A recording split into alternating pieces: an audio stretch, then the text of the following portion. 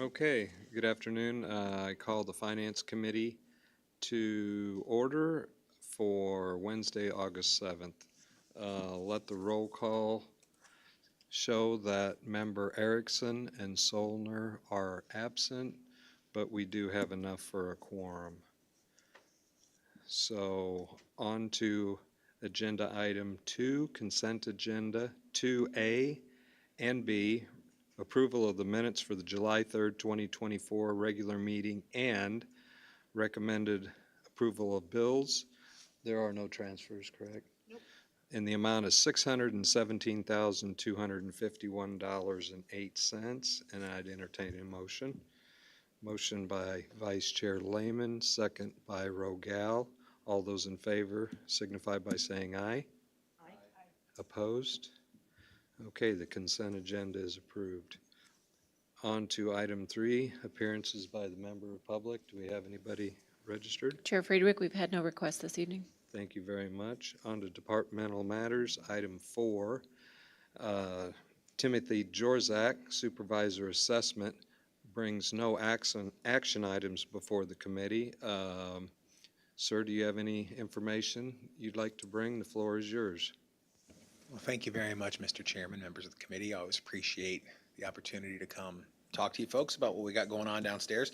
I have a couple things that I wanted to talk about specifically that I would have sent out in the packet, but I do think they deserve a little bit more depth in this meeting. So I'll kind of go over them piece by piece, and then if you have any questions on it or anything like that, please feel free to ask me. We are deep in the middle of the 2024 assessment cycle. We have now received books from 29 of the 31 townships. The last two we are waiting on are the two large townships, so Normal and City of Bloomington.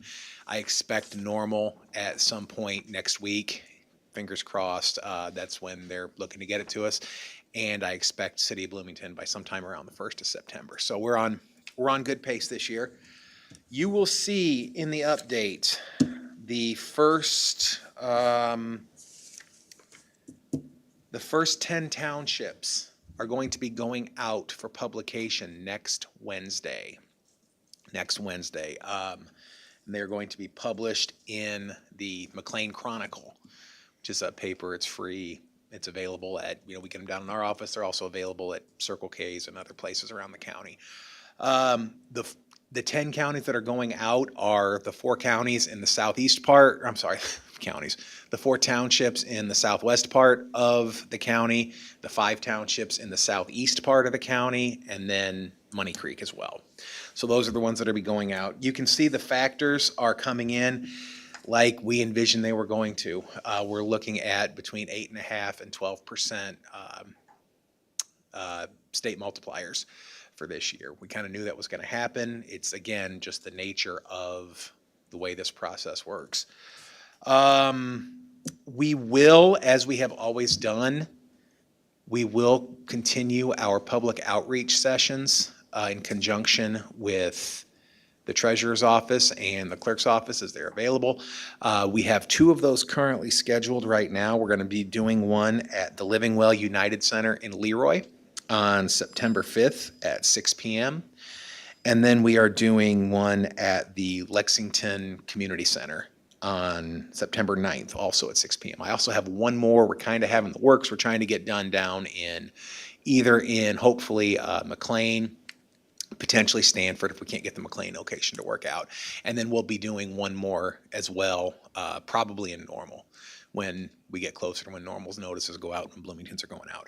So we are doing what we can to make sure taxpayers understand as much as possible the way the tax system works, the way the assessment process works, and that they are aware of their options when it comes time to file complaints at the Board of Review when that opens up after the notices go out.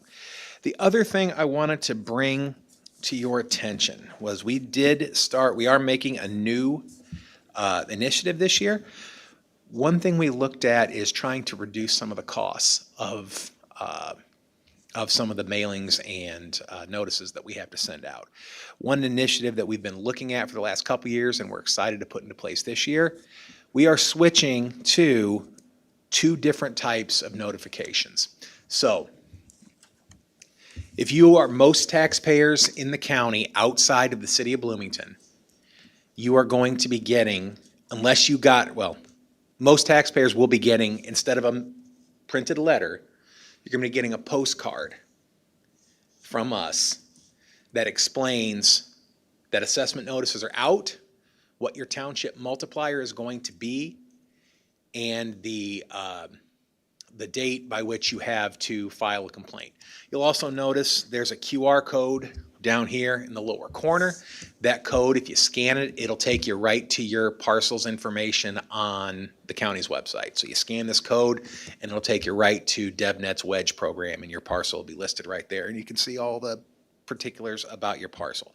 Most taxpayers will be receiving this postcard. If there was a change made to your property at the township level, so that means your township assessor either went out there and looked at it and made, they identified some new construction, or they did some kind of local trending factor, or they revalued your parcel at the township level, by law, we are still required to send you a traditional letter. And so folks will be getting those if a change was made in that way. But like I said, for most folks, they're going to be getting these snazzy postcards. Got to give a hat tip to Sarah and admin who designed these for us. They look great. They're really, we think they stand out, and they're going to look really good when folks get them in their mailbox. That's what I have. If you have any questions, please feel free to ask me now, or you can always obviously find us downstairs. Thank you, Mr. Jorzak. Any question from committee? Mr. Rogal. Just to follow, so the QR code will be individualized for each person that receives the card, or will it be for that township? So each person is going to be, each parcel will get a card mailed to it. And the QR code will be specific to that parcel. So if you have a, traditional, most folks have a single family home, you'll scan that and it'll be your home. But if you own multiple parcels, you'll get 3 postcards. Each card will have a link to that individual parcel record. So farmers might get, several of these because, right now they're getting several letters in the mail. So yeah, but it's specific to each parcel and gives you the details that we have for it. Thanks again, and for the citizens of the county, again, to repeat, 2 important dates, September 5th and September 9th, and those places are in Lexington and Chenoa, is that correct? Correct. September 5th is actually in Leroy. I'm sorry, okay. September 5th is in Leroy at the Living Well United Center, 6 Okay. p.m. And September 9th is at the Lexington Community Building, 6 p.m. Okay, it's very informative. Several of us on the board went to those.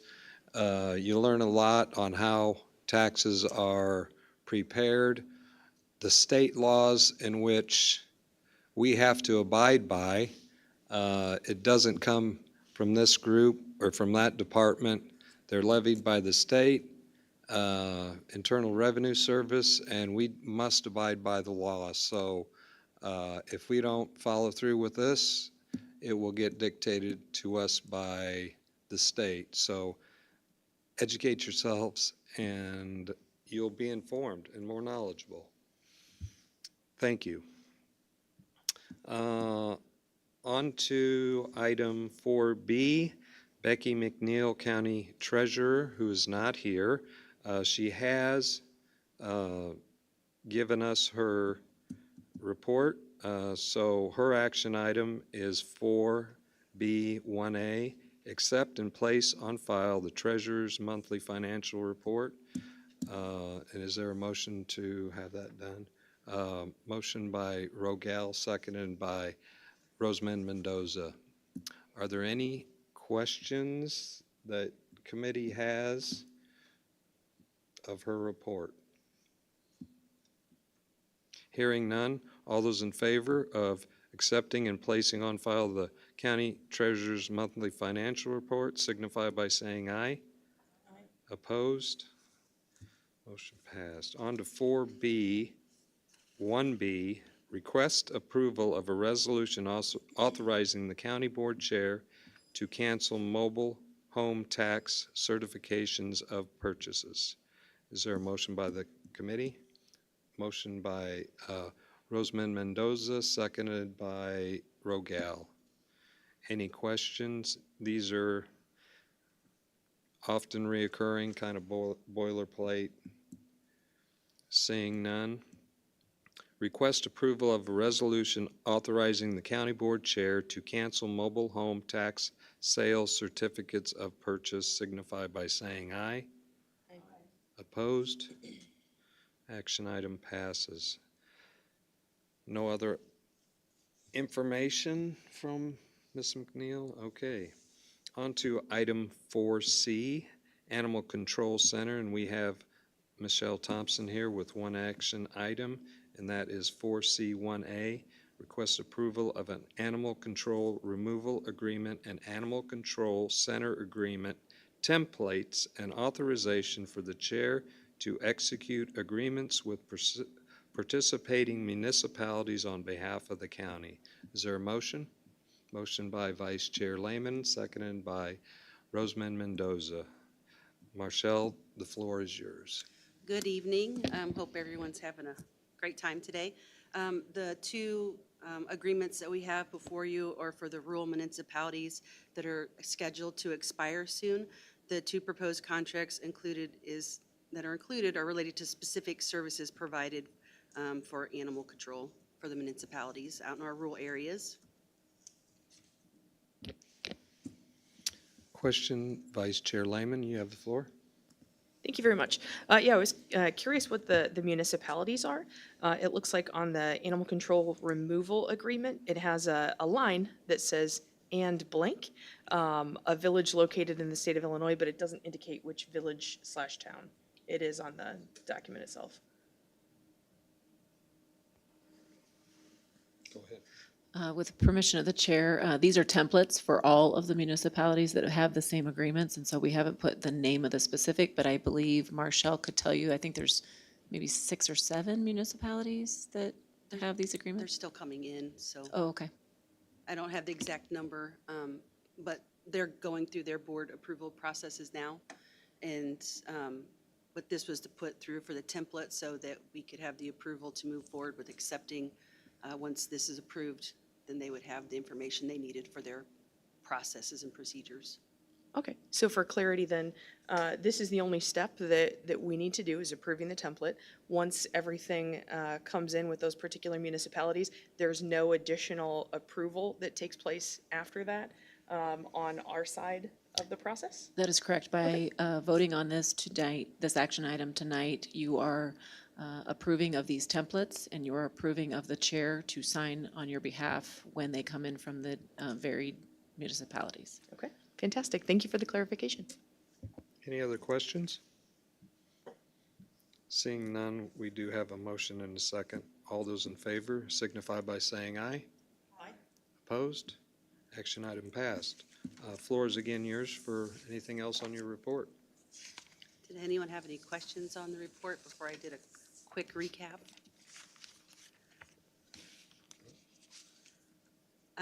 Just wanted to showcase some of the photos here of the groundbreaking ceremony that was held on July 23rd. It was a truly amazing morning and got some great opportunities to meet and all the people who helped collaborate with many of the things that we're getting ready to move into with the future. So thank you for everyone who's helped on this collaboration and project. We're really excited to get things started and moving into the new facility. MCAC staff continues to diligently care for the animals, and I appreciate all their hard work and dedication. We continue to do our reclaims, adoptions, and transfers. Year-to-date, 143 cats and 102 dogs have been transferred into other adoption programs, and we appreciate all those community partners helping the animals at McLean County Animal Control. We facilitated 209 rabies inoculations during this period for our monthly report, and we've also submitted for rabies testing 27 bats, 4 dogs, 1 raccoon, 1 cat, 2 skunks, and also this year we've had 2 positive bats for rabies. So we want to remind everyone this is a great time of year to start doing some prevention on your home so that as we move into bat season, less likely for them to get inside your dwelling. And if you have questions about that, anyone can call Animal Control and be happy to talk to you about that. And rabies registration and vaccinations for rabies, call us if you have questions about that at Animal Control.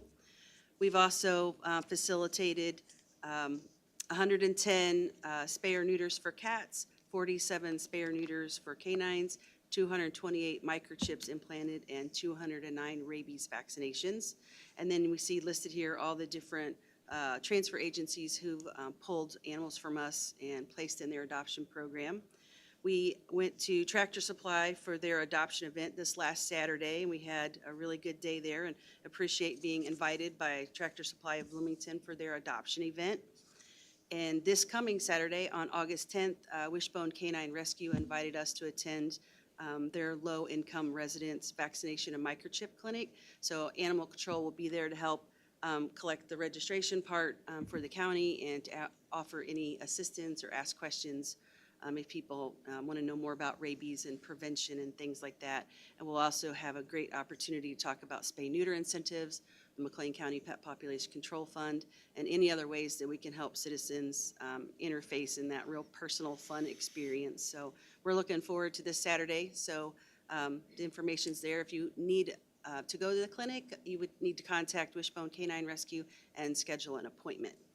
I wanted to give a big shout out to Heather Paul, our MCAC volunteer, who took some really good video, drone video and pictures, and will continue to do that for the progress of our animal control new facility. And then we're always looking for fosters for puppies and kittens. So if anyone would like to do that, please contact us and we can get some volunteer opportunities there. And showcasing 26 dogs who have been privately adopted, 76 cats, in addition to 245 transfers to other agencies. That's totaling 347 pets that were adopted from January to July of 2024. And two showcase pets here are Reuben and Bobby Biscuits, so they're waiting to be adopted. So if you guys can help me spread the word there, I'd really appreciate it. And I want to do an alum feature. This is Mouse. She was adopted and now she's being trained to be a therapy dog. And so she's got a lot of big plans with her new handler and all the fun things that she's going to do back in the community. So I'll keep you posted on Mouse and her progress. Let's see here. We've processed for reclaims 124 dogs and 23 cats who've been reunited with their owners. And so totaling 147 pets that have got to go back home to be with their owners. And we continue to help the community by finding their lost pets through looking at rabies registration tags, calling in microchips, and then if people will call us and say they lost a pet, we can exchange that information with permission so that they can go back home instead of entering the facility. And we're continuing to put a strong emphasis on educational opportunities and responsible pet ownership and maintaining contractual obligation and doing all the wonderful things to help the community. And I also want to showcase the McLean County Health Department Communicable Disease. They're also doing a lot of reviewing of all the bats and bites in animals that have involved in the rabies investigation. And so we're partnering with them and they're doing a great job. So we appreciate all their hard work as well. So thank you to everyone. And do you have any questions? None. Seeing none, thank you very much. Keep up the good work, Marshall. Thank you. Yes, okay. We're on to the next item. Item 4D, our county auditor, Michelle Anderson, is bringing 3 action items.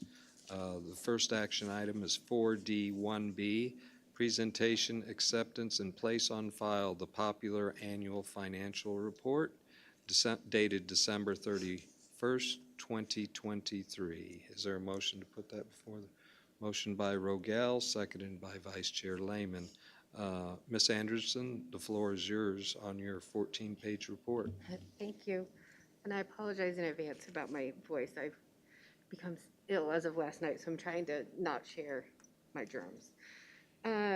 For the PAFR, this is the more user-friendly, the not required, but I do it anyway report that we produce.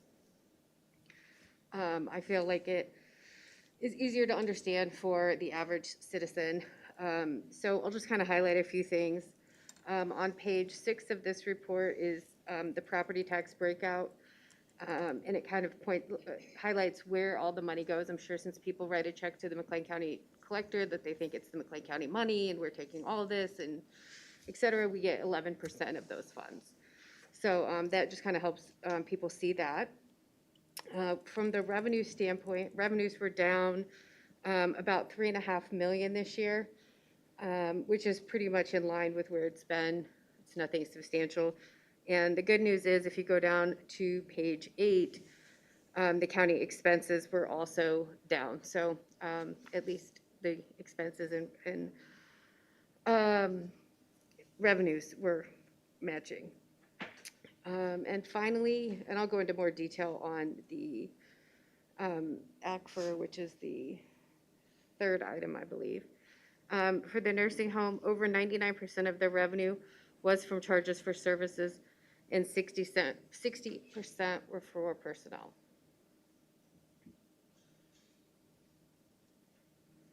I'd be happy to answer any questions. Any questions from committee? Hearing none. Item 4D1A, present, accept, and place on file the popular annual financial report dated December 31st, 2023. All those in favor signify by saying aye. Opposed? Action item passes. Okay, we're on to the next two. Understanding that they're very lengthy. Let me go to that. I thought I had two. That might be, I'm a paper person. Single audit first. Yeah, we're on the single audit.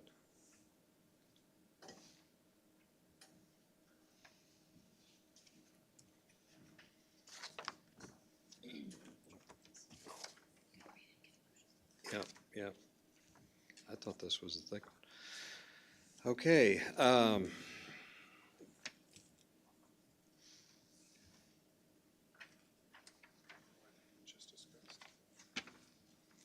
So we're not getting the 200-page? Is that item C? Okay. All right, we'll do the easy one first. 4D1A, accept and place on file the single auditor's report for fiscal year ending December 31st, 2023. Is there a motion to put it on the floor? Motion by Vice Chair Lehman, seconded by Rosamond Mendoza. The floor is yours, Ms. Anderson. Thank you again. This is the report that gets filed with the federal government, and all federal and state agencies can see it through the data clearinghouse, the federal clearinghouse.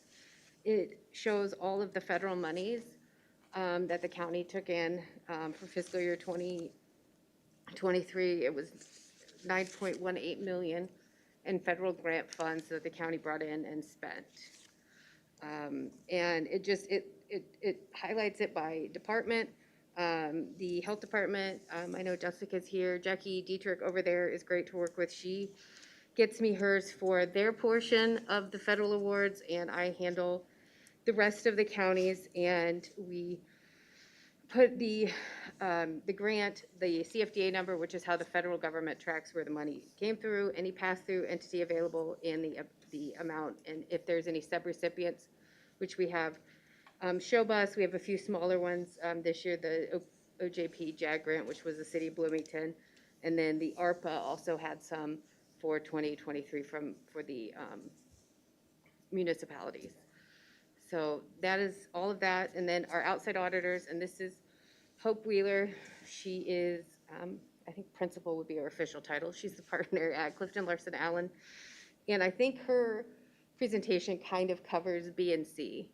Her opinion, we provide the county, Jackie and I, provide the schedule of expenditures of federal awards, the CFA, which is pages like 8 through 12, I believe, on this. It's the part that actually says it. So, I'm sorry, it goes 8 through 10. We prepare that, and then our outside auditors come in. They select grants, sometimes based on size, sometimes randomness, and then within that, they pick invoices to test, and that is how we got this. Okay, any questions from committee? Thank you, Hope Wheeler from CLR, here to answer any questions. CLA, I'm sorry. Answer any questions that we might have.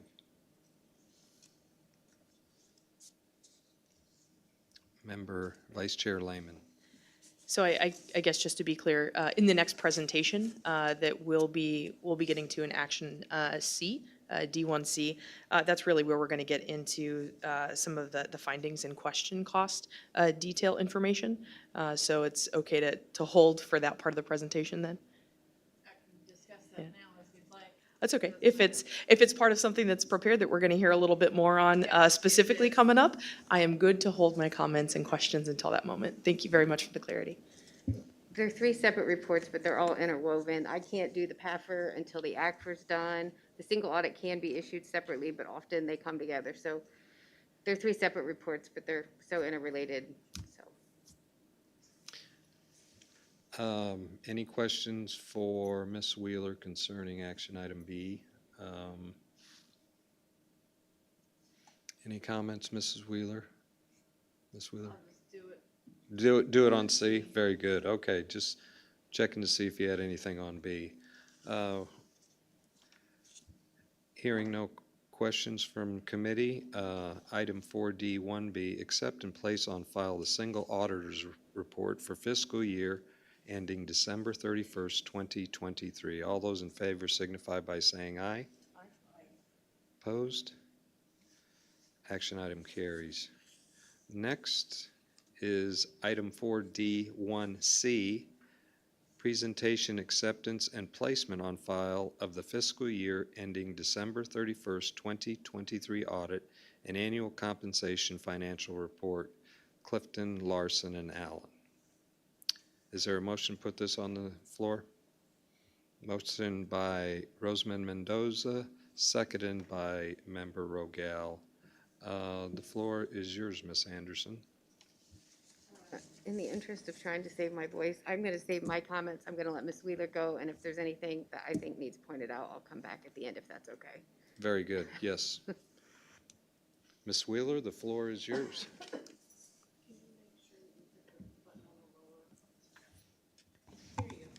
Okay. All right, thanks for having me here tonight to present the results of the December 31, 2023 financial statement audit. If you want to skip ahead to slide 4, actually, there, I'll just start there. This summarizes the terms of our engagement and essentially our deliverables from our audit engagements. We express an opinion on your 2023 financial statements, those prepared by the county auditor.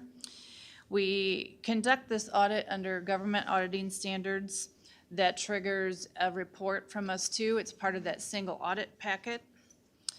Then presenting the results to Management and Finance Committee. Along with that, we issue a report specific to the governing body. We call it a governance communication. I'll go over that report with you.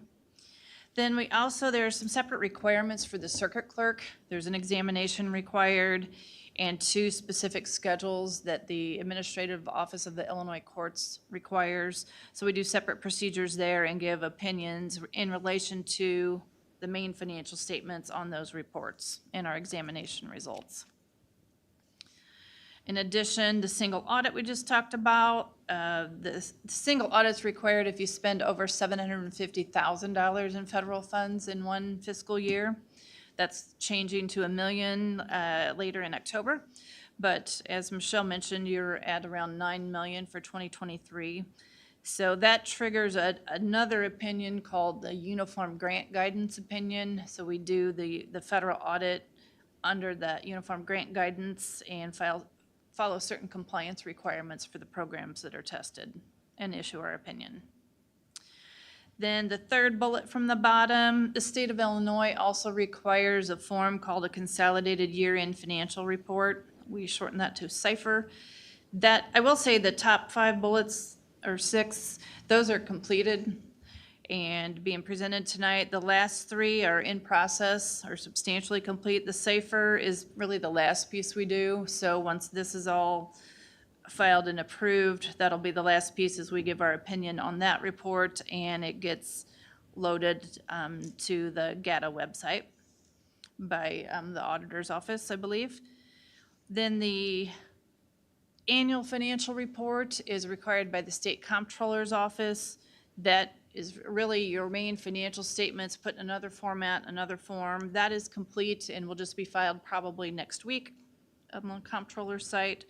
Then lastly, that data collection form that goes to the Federal Audit Clearinghouse, that's a summary of the single audit report that's put in a form required by the federal government, and it gets uploaded along with a copy of your overall, the 200-page financial statement and your single audit report. To talk a little bit about the audit process and what we do to form our opinion on all these different reports. And we use a risk-based approach. Obviously, we can't test every transaction, so we're going to look at what are your overall internal controls, what are compliance requirements, and then what's a higher risk area versus a lower risk area, and sample. Pick some random samples of certain areas to test. We'll also do a lot of confirmation with third parties when we can, such as banks or investment companies or granting agencies, for example. Reviewing of invoices to see the appropriate expenditures and appropriate approvals, et cetera. Those are kind of summarized in the blocks here, but some of the main financial statement areas are your cash and investment balances at the end of the fiscal year. We also look at things during the fiscal year too, but a lot of focus on year-end results. Receivables, accounts receivables, and revenues. Cutoff is always a big concern when auditing financial statements to make sure revenues are recorded in the right fiscal year, because there are a lot of very detailed rules in government auditing accounting standards. So that is a higher risk area.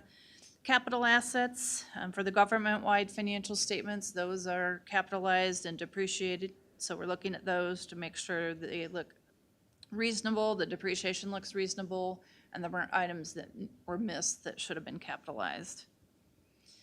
Pension and OPEB liabilities, those were new a number of years back now, but those have created significant liabilities, sometimes assets. Those are based on actuarial reports. We'll talk a little bit about that in the government's communication. OPEB being other post-employment benefits, such as continued health insurance for former employees.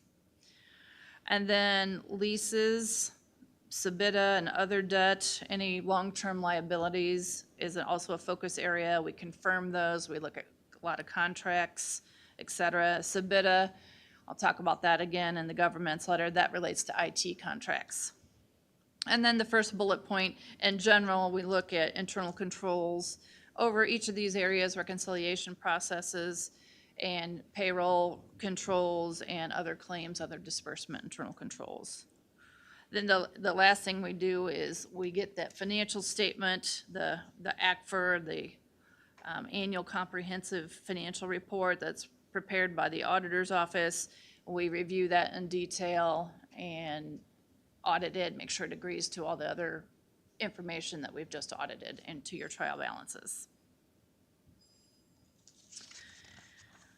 Then to highlight the results of these procedures and our opinions in these reports that you were provided.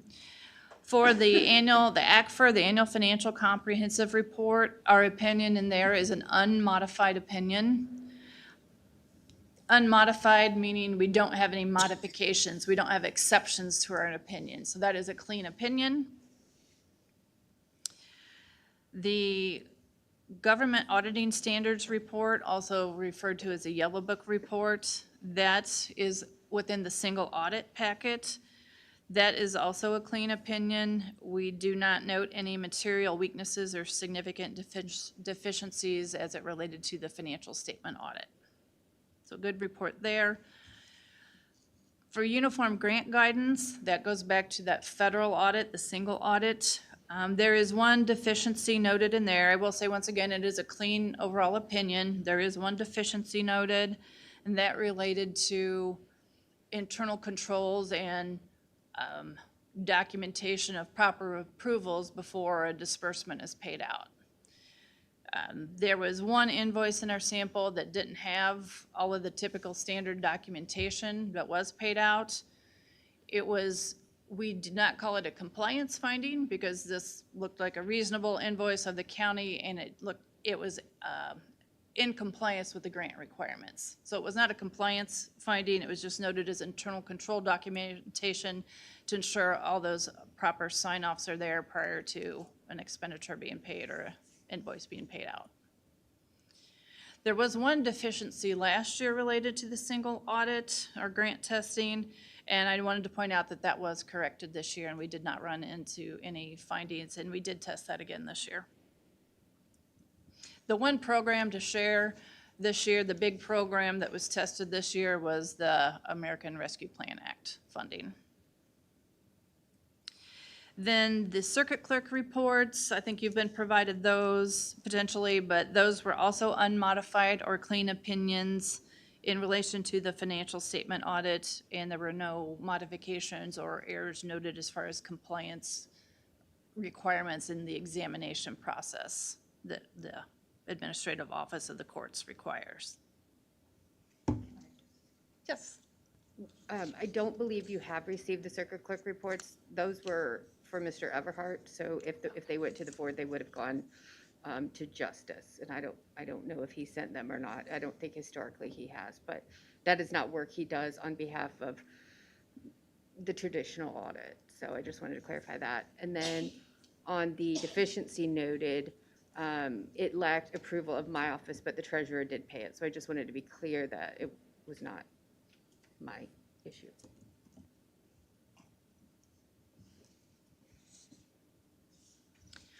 Then the governance communication letter, that I just wanted to summarize some of the highlights from that. There's specific requirements per our auditing standards that we're supposed to disclose to Finance Committee, Governing Board. Overall, just wanted to share there were no changes in the scope of the audit during the audit process. Second bullet point there under overall, there was a significant new accounting standard that had to be implemented this year. It seems like there's been a new significant one every year for the past several years. This one is that subscription-based information technology arrangements. Similar to last year, a big standard implemented was on leases. The standard said you need to look at these long-term contracts. You have the right to use that asset for a number of years. Go through all these criteria, determine if it qualifies under this new standard, and then record an asset, depreciate the asset, and record a liability, and then reduce that liability as payments are made. That continued again related to leases, because if there were any new leases or amendments to leases, those were looked at related to the standard implemented last year. Last year they carved out IT arrangements. Those are all under this new standard that was implemented in '23. So there was a long list of potential SBITAs, we shorten it to consider, and a lot of contracts to gather and look at there as far as do they meet these criteria. And in the end, there were calculations done. There were some that met the criteria. They're passed on, not recorded.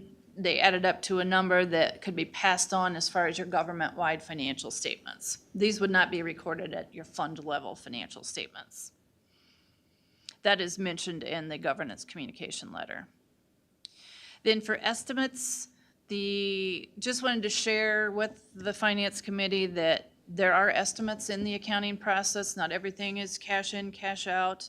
So some of the more significant estimates in the accounting process for governmental entities is that net pension liability calculation and that other post-employment benefit liability calculations. Those are based on actuarial reports and a number of assumptions made, which we review those. Then the self-funded insurance liability, that's always triggers an estimate of what potential liability could this lead to, and State's Attorney's Office helps determine those reserves and provides information related to that, and also some outside counsel usually provides some information. Allowance for uncollectible accounts, this is accounts receivable. Typically, there can be some accounts receivable that may not be collectible. This primarily essentially relates to the nursing home. When you have more, different type of funding, obviously, at the nursing home, an allowance is estimated based on how old some of the receivables are and their expected collectability. And that's recorded to offset the receivable and the revenue balance. And then capital assets lives, you depreciate capital assets over the estimated life of those, and it's an estimate when you come up with that life, but there's a lot of guidance to follow in doing that, but that is something we look at in the audit process too, and just wanted to point out each of those in that letter. Adjustments, two other bullet points in that letter relate to if there were adjusting entries in the audit process. There are two different kinds. There's the past adjustments I mentioned. We summarize those to make sure in aggregate they don't get to a large enough dollar amount. You have to record them. Those are attached to the letter so you can see those. And then there were some audit adjustments, even some smaller ones that are just posted to make things tie out better, but there were some audit adjustments or in the financial statement process that weren't material in nature, but they are noted. And we provide recommendations related to those as far as what to look at, how you could look for that next year to avoid an adjustment.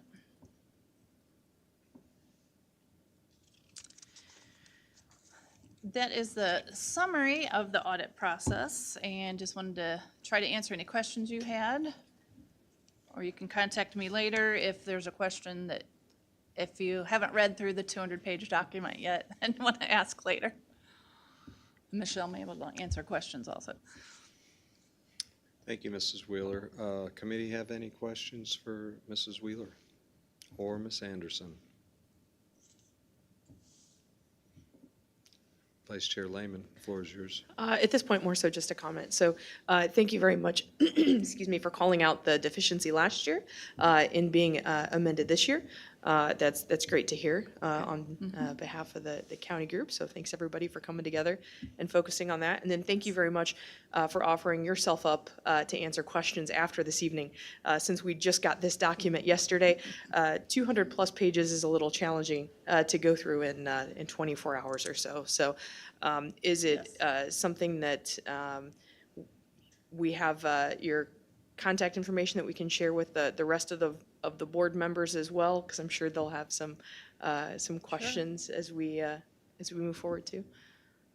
Absolutely. I know Ms. Anderson has it, Kathy has my contact information. I don't know if that's, might not be in your board packet. It's not, might we have the slides, the slide presentation, or is that not something that we have access to as well? Yes. No? Or you're welcome to have it. I know. Okay, thank you very much. Thank you. Any other questions, comments? Again, it's a very detailed financial report of last year. I echo Vice Chair Lehman's comment on there probably may be some questions. We have a couple members that are absent, along with the rest of the entire board. Is protocol, I mean, next month to bring it up for information, or we just vote on it? Okay. And they're open to answer any questions. Okay.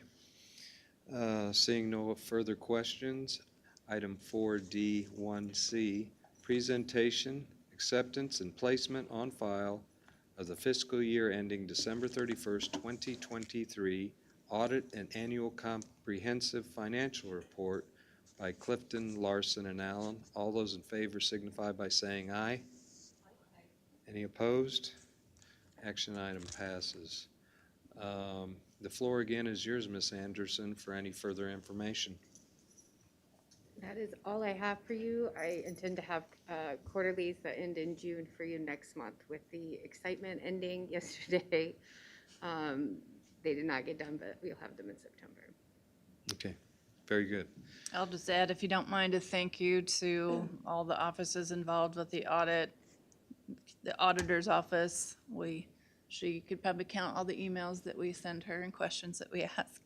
The county administrative office, the treasurer's office, other offices too, health department, et cetera. Thank you for everyone's time and effort. Oh, I will put a plug in for IT too, and the long list of information they put together for Sabita.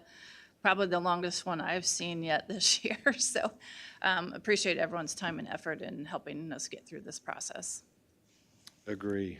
I can't imagine the amount of effort in a report like this, but part of business, and that's what this committee does. Well, historically, that's my baby. And back when Mr. Zunick and Mr. Lindberg would hear and I would bring the report in, they would joke that I need a cute baby to show off since I show off a 200-page financial report. So now I gladly have both, so. Thank you very much. Anything else? Okay, on to item 4E, Kathy Michael, County Clerk. She's not here. She has no action items. She does present her monthly report on pages 27 through 32. I have nothing for that. Administration has nothing. So we're on to item 4F. County Administrator, she brings 3 action items. First one is 4F1A, request approval of a County of McLean ordinance authorizing boundaries modifications to the area known as the Bloomington Normal Enterprise Zone - Amendment 4 - Rivian Expansion. Is there a motion to put this on the floor? Motion by Vice Chair Lehman, seconded by Rosemond Mendoza. The floor is yours, Ms. Taylor. Thank you, Chair Friedrich. I would just note that we do have Patrick Hoban with us this evening. I couldn't see him over the chairs, but he is here from our EDC, and he can help me to answer any of your questions tonight. This request has to go through all 5 of the entities that are part of the enterprise zone. So that would be Ford County, Gibson City, City of Bloomington, Normal, and the County of McLean.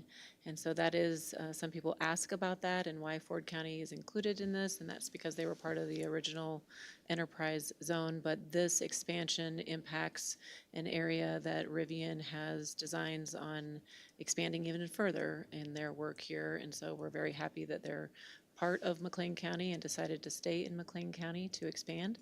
And so you have the documents in front of you, and either Patrick or I are happy to answer any questions.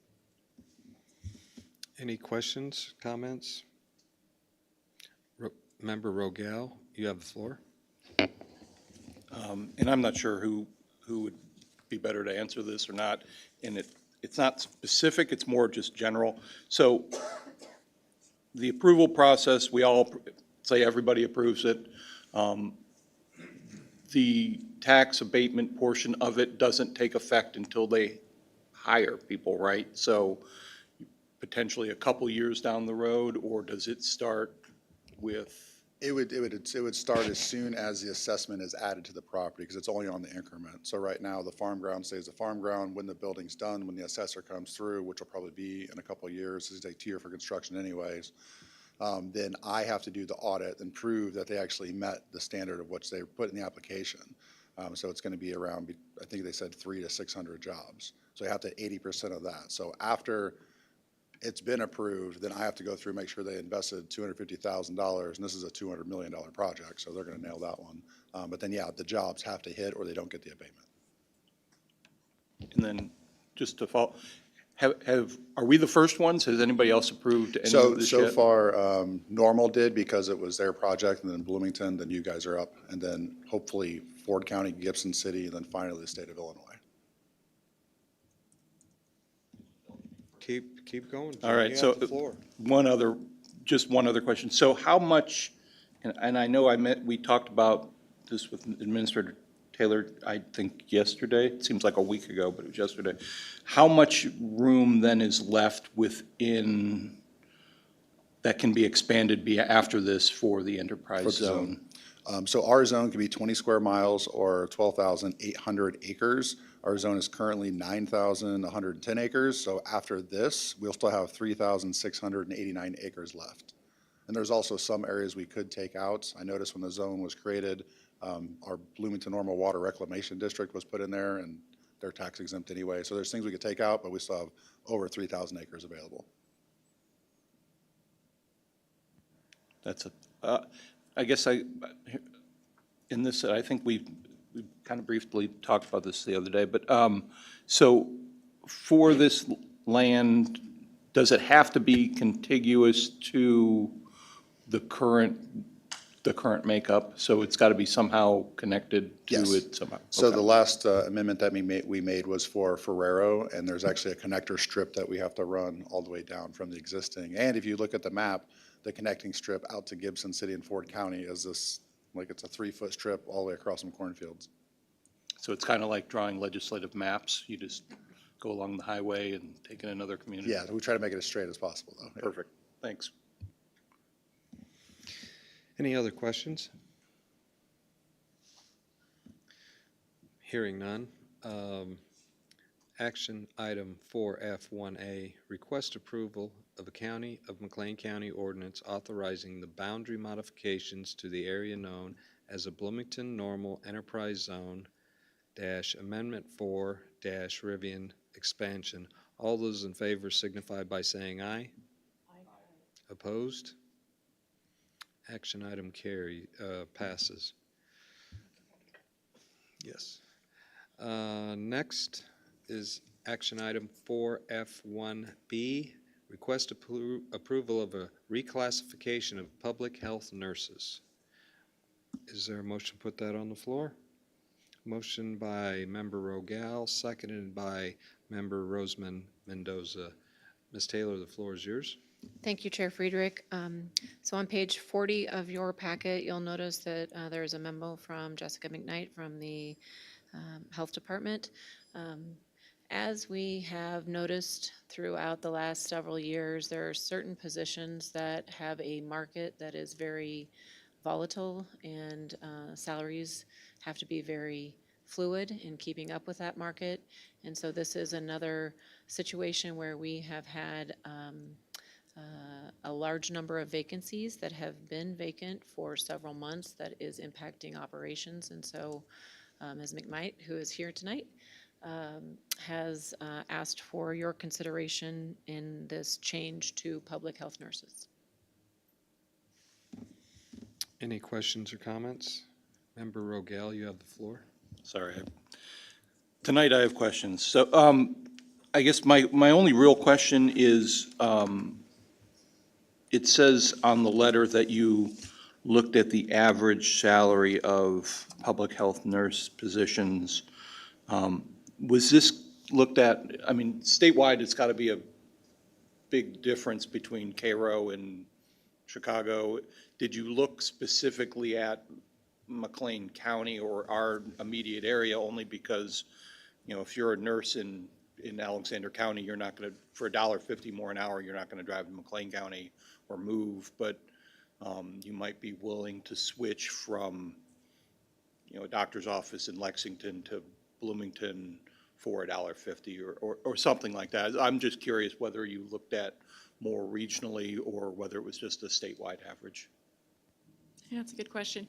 So I did look statewide, but specifically looked at local health departments. So looking at Champaign, Winnebago, Peoria. So some of it is kind of regionally, but looked statewide and just tried to see what the gamut was out there, and then kind of where we were comparable to things regionally and statewide, because there's not a lot of positions that are exactly like a health department nurse. It's a different kind of nursing, so wanted to really keep it focused on that, and then looked, yeah, regionally and statewide. I just want to make sure we want to get those positions filled, so whatever will help do that is the reason I think we asked the question. I asked the question, so thank you.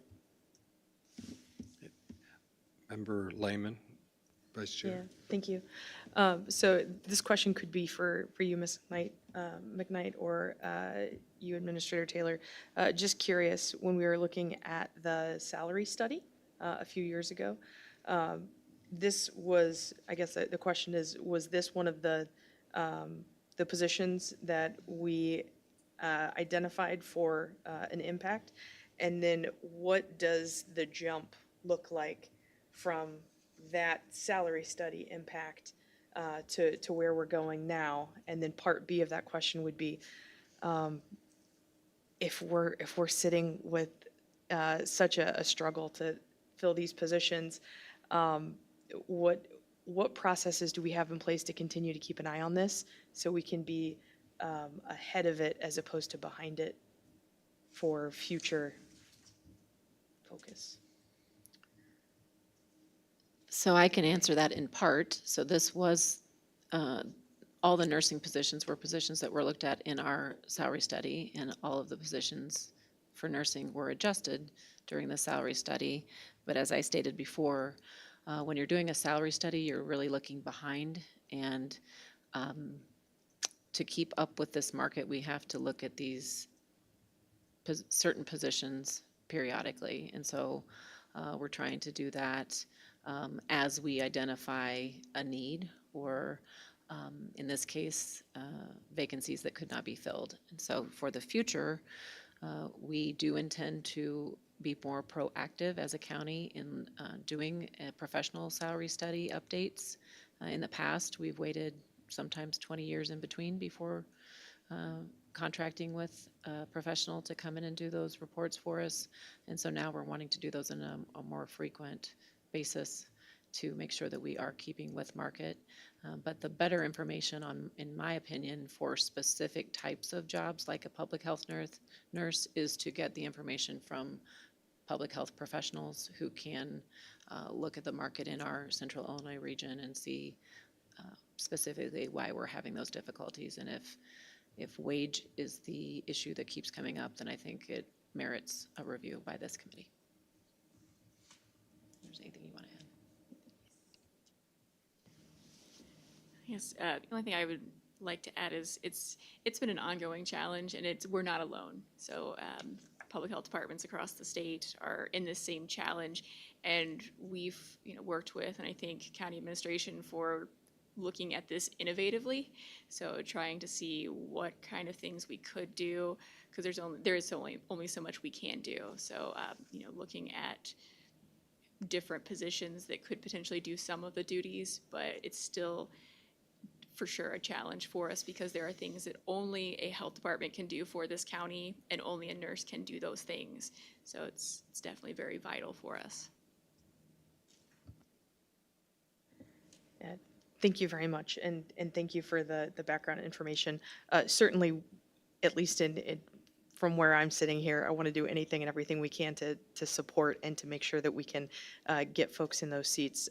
Also, interested in whatever our long-range planning is, in looking at the cadence and frequency for certain levers to pull with salary, overall study and kind of planning, so we don't have to have another really big salary study in 20 years. So I'm hopeful with the partnership with administration to see this going forward.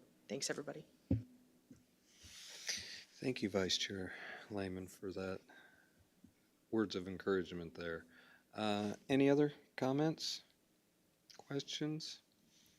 Okay, action item 4F1B, request approval of a reclassification of public health nurses. All those in favor signify by saying aye. Aye. Opposed? Action item passes. Last action item is 4F1C, request approval of a resolution amending the funded full-time equivalent position resolution for fiscal year 2024 Fund 0135. Is there a motion by committee? Motion by Roseman Mendoza, seconded by Member Rogel. The floor is yours again, Ms. Taylor. Thank you, Chair Friedrich. Thank you, Chair Friedrich. So this position is in relation to the part-time risk manager that was approved for 2024.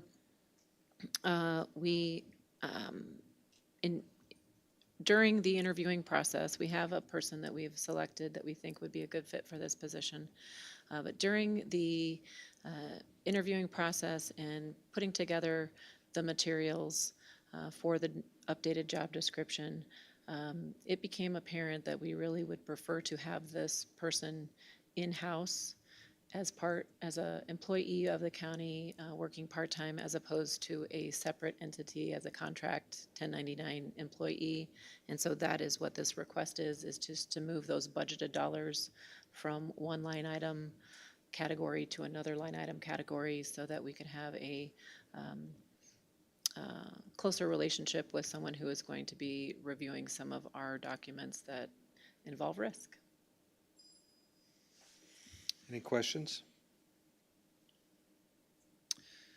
Item 4F1C, request approval of a resolution amending the funded full-time equivalent position resolution for fiscal year 2024, Fund 0135. All in favor signify by saying aye. Aye. Opposed? Action item carries. Floor is yours again for information, Ms. Taylor. I have no other items to be presented to this committee tonight. Thank you. On to item 4.5, other business and communications. Are there any from this committee? Hearing none, our next meeting is Wednesday, September 4th, 2024, and this meeting is adjourned.